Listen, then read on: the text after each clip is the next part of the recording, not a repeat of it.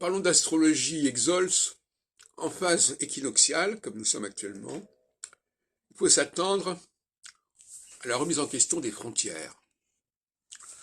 Les frontières étant des constructions arbitraires, quelque part. Des constructions humaines, conventionnelles. Et d'ailleurs, j'en ai parlé dans une autre texte récemment. Le congrès de Versailles en 1919, etc., a instauré de nouvelles frontières, et puis etc., etc. Donc, il fallait s'attendre, en ce début de phase équinoxiale, à une remise en question des frontières, à une démystification des frontières, disons les choses clairement. C'est-à-dire que les frontières ne sont que des barrages de papier, et les incidents du 7 octobre ont montré ce qu'il y avait d'illusoire dans la notion de frontière.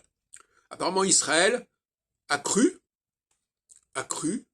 que la frontière, c'était quelque chose de sacré, que tout le monde devait respecter. Et il a été extrêmement imprudent à ce niveau-là.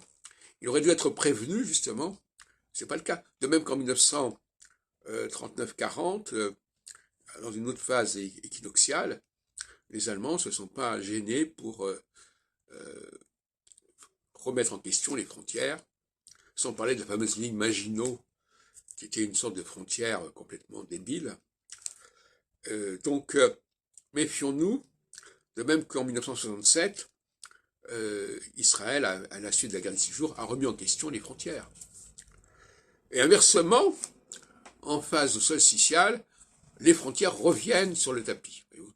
Il y a une espèce de va-et-vient.